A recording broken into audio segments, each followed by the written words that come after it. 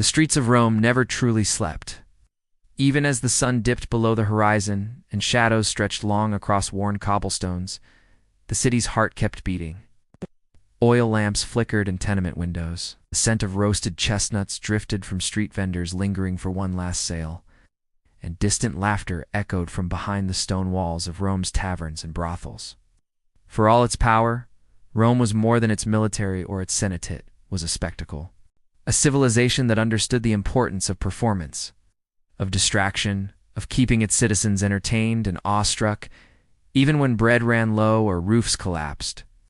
Tonight, we explore the final chapter of our journey into daily life in ancient Rome, where ordinary people turned to entertainment, spirituality, and ritual to endure a world of uncertainty, pain, and fleeting joys. Let's begin where most Romans found escape: the arena. The Colosseum was not just a monument, it was a pressure valve. It's built to hold over 50,000 spectators. It drew crowds from every class. Senators sat in the best seats. The poor packed the upper tiers. But inside, distinctions blurred. The gasps, the cheers, the adrenaline, they were shared. Here, the state provided not just a show, but a narrative. Strength, order, and dominance over chaos. The gladiators, many of them slaves or criminals, became household names. Children mimicked their battles in alleyways. Vendors sold tiny wooden swords and miniature shields. Bloodshed became theater, but not everyone could afford a seat in the Colosseum. In smaller amphitheaters scattered across the city, lesser-known fighters clashed. Animal hunts, public executions, and mock naval battles filled the schedule. These events served a dual purpose. They entertained, and they reminded. The power of Rome was not just in its armies, but in its ability to command life and death like a god. Yet even Rome's appetite for violence had its limits. After the roar of the crowd faded, Romans turned to music, poetry, and drama. In outdoor theaters or makeshift stages near the market, troops of actors performed comedies, tragedies, and satire. Men played every role, even that of women, wearing exaggerated masks and flamboyant robes. These performances offered more than laughter or tears, they offered critique. Clever playwrights mocked politicians, nobles, and even the gods under the thin veil of fiction. The audience understood the game. And in a world where speech was often dangerous, the theater became a place of coded rebellion. For the poor, taverns doubled as gathering places and performance halls. In dimly lit corners, traveling storytellers recounted myths, legends, and tales from the empire's frontiers. Some recited verses in Latin or Greek, others spoke in the local slang of the streets.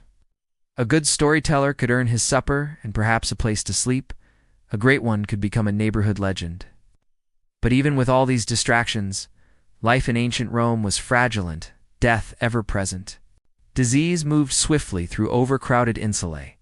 Fire consumed entire blocks. Accidents at work were common. And without modern medicine, even a cut could fester into a death sentence. In the face of this, Romans didn't just entertain themselves, they turned to the divine. Religion in Rome was not a matter of private belief. It was public, political, and omnipresent. Shrines stood at crossroads. Offerings of fruit, wine, and bread were placed at street altars. Families honored the household gods, the Lares and Penates each day. Statues adorned courtyards and niches, their faces rubbed smooth by generations of prayers. For the poor, these rituals were deeply personal. A fisherman might pour a libation to Neptune before casting his net. A seamstress might whisper to Minerva for skillful hands. Children grew up with a natural reverence for unseen forces, their world filled with signs and omens. Festivals, too, offered relief. Saturnalia, with its gift-giving and role reversals, turned the social order upside down for a few chaotic days. Masters served slaves, jokes replaced laws. For a brief moment the empire paused, and joy erupted from the streets. Even the poorest Roman could partake in this collective celebration. But as Christianity slowly spread through Rome's underbelly first, among the enslaved and marginalized, then into broader circles, the spiritual landscape began to shift. Quiet gatherings in hidden rooms, the sharing of bread and wine, the promise of eternal life, these things held an allure that Rome's old gods did not. At first, Christians were ignored, then ridiculed, then persecuted. They were blamed for plagues, for fires, for misfortunes of the state. Many died in the same arenas that once thrilled the crowd, but their story did not end in the dust of the Colosseum. Over time, the faith grew. And by the end of the empire, it would come to redefine Rome itself. Yet for most ordinary Romans, especially those too poor to own scrolls or statues, death was still wrapped in old traditions. When someone died, their body was washed, anointed, and laid out in the home. Poor families could not afford marble tombs or elaborate funerals, but they still honored their dead. Coins were placed over the eyes or in the mouth to pay Charon, the ferryman of the underworld. Mourners wailed in the streets, announcing the passing to neighbors and gods alike. If there was enough money, the body would be buried outside the city walls, as the law required. If not, it might be consigned to a mass grave anonymous forgotten. And yet even here the community remembered. Names were etched into humble plaques. Offerings were left. The dead were never entirely gone. Romans believed in the persistence of the soul remains.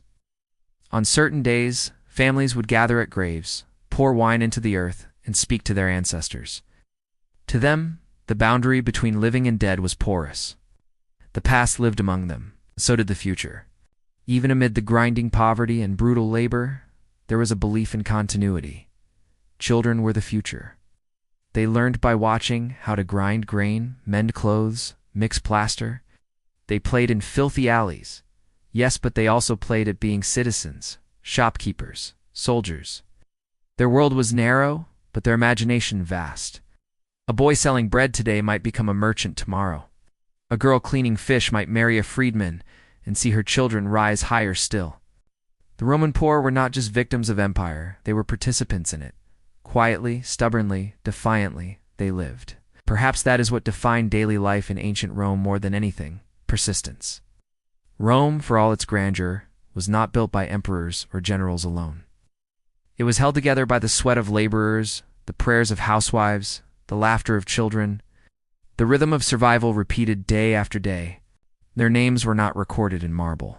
Their statues do not stand in museums. But without them, the empire would have crumbled. In the flicker of a lamp, in the crack of a whip, the hush of a night spent telling stories beneath crumbling walls there, the real Rome endured, not in glory, not in conquest, but in life.